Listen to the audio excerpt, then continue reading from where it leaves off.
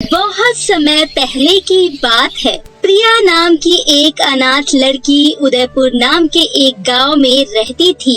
3 साल पहले प्रिया के माता पिता की एक कार एक्सीडेंट में मौत हो जाती है। प्रिया बहुत ही मेहनती लड़की थी। वो गांव के ही एक सरपंच के यहाँ काम करती थी, जिससे उसे कुछ खाना मिल जाया करता था। प्रिया को जब भी समय मिलता था, वो पास वाले बरगद के पेड़ के नीचे बैठकर उससे बातें किया करती थी। फिर एक दिन सरपंच की बेटी नैना का बर्थडे आता है और वो अपनी सभी सहेलियों को पार्टी देती है। तभी प्रिया नैना से कहती है, नैना, मैं भी तो इसी गांव की हूँ ना, मुझे भी एक चॉकलेट दो ना। ये दिखने में काफी स्वादिष्ट लग रही है। चॉकलेट देखकर मेरा मन भी इसे खाने को कर रहा है। अरे तू पागल हो गई है क्या? इसे तो सिर्फ अमीर लोग ही खाते हैं। तुम जैसे गरीब और अनाथ लोगों के लिए इसे देखना भी भारी पड़ सकता है।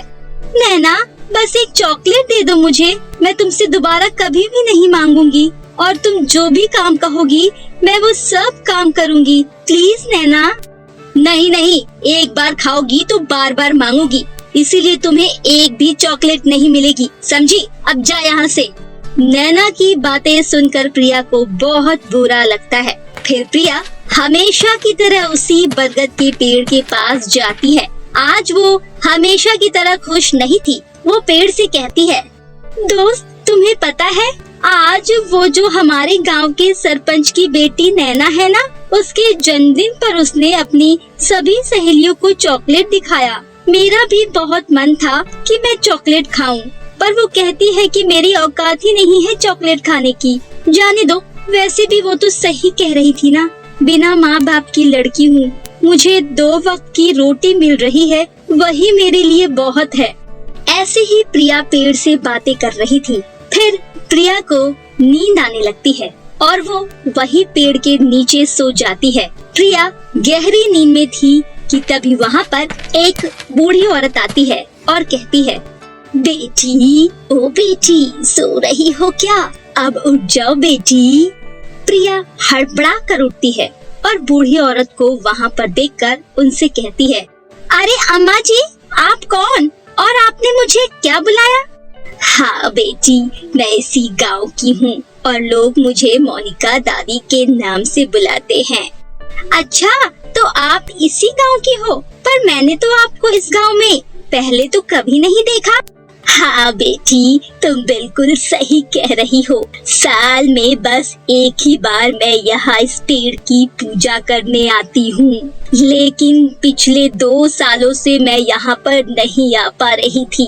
पर आज इस पेड़ ने मुझे यहाँ बुलाया, जिसकी वजह से मुझे यहाँ आना पड़ा। ऐसा ही कुछ समझो। प्रिया उस बूढ़ी औरत की बातें समझ नहीं पाती है कि तभी वो औरत उस पेड़ की पूजा करने लगती है। पूजा करते करते वो बूढ़ी औरत और प्रिया बहुत सारी बातें करती है कि तभी वो बूढ़ी औरत प्रिया से कहती है, अरे बेटी, तुम बहुत देर से इस पेड़ के पास खड़ी हो, अब तुम्हें अपने घर चले जाना चाहिए। तुम्हारे माता पिता तुम्हारा इंतजार कर रहे होंगे। नहीं दादी अम्मा, मेरा इस दुनिया में कोई भी नहीं है। ये पेड़ ही मेरा घर और मेरे माता पिता हैं। ओह अच्छा, तो ये बात है। तो तुम एक काम करो, मेरे साथ मेरे घर चलो। मेरा भी इस दुनिया में कोई नहीं है, मैं भी अकेली ही रहती हूँ। ठीक है दादी जी, मैं आपके साथ चलने के लिए तैयार हूँ। आप कहाँ रहती हो? इस गांव में ही मेरा घर है बेटी, चलो मैं तुम्हें बाहर लेकर जाती हूँ। इतना कहकर वो बूढ़ी औरत प्रिया को जंगल पार कराते हुए गांव की तरफ ले जाने लगती है। तभी रास्ते में पहुंचकर वो बुढ़िया कहती है, अरे प्रिया देखो, क्या तुम्हें यहाँ कुछ दिखाई दे रहा है? बुढ़िया की बातें सुनकर प्रिया इधर उधर देखने लगती है।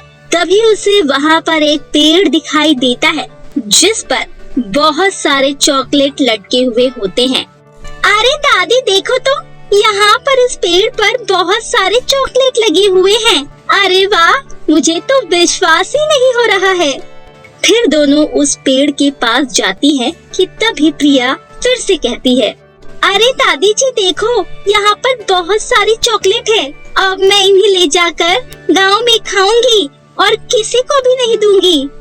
नहीं बेटी, ये बात सही नहीं है।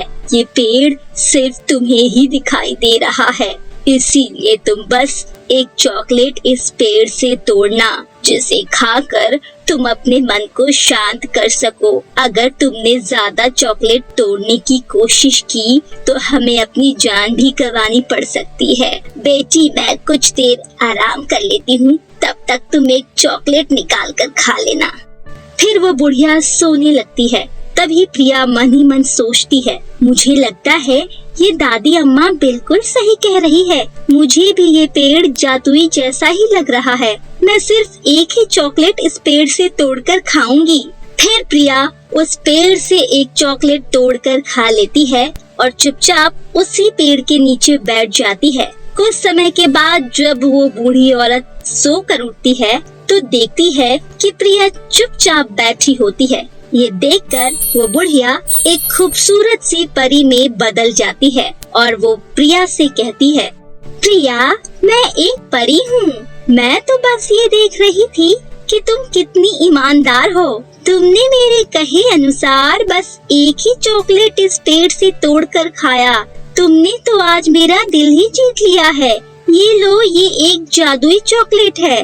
तुम जैसे ही इस चॉकलेट को खाओगी, जिसकी वजह से बहुत सारी पैसों की बारिश होने लगेगी, जिससे तुम बहुत ही अमीर हो जाओगी और जिसके बाद तुम हंसी खुशी अपना जीवन व्यतीत कर सकती हो।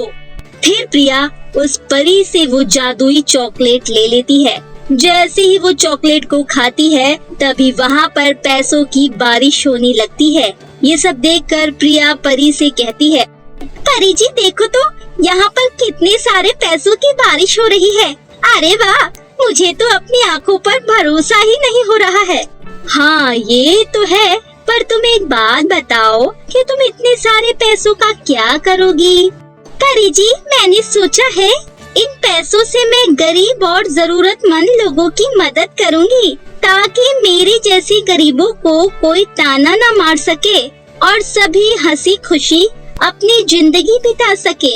अरे वाह प्रिया, ये बातें तो तुमने बहुत ही ज्यादा अच्छी कही है। मुझे भी तुमसे यही उम्मीद थी। फिर प्रिया उस परी के द्वारा दिए गए पैसों से अपने लिए एक बड़ा सा घर खरीदती है और उसके बाद वो सभी गरीब लोगों की मदद करती है और खुशी खुशी अपना जीवन जीने लगती है।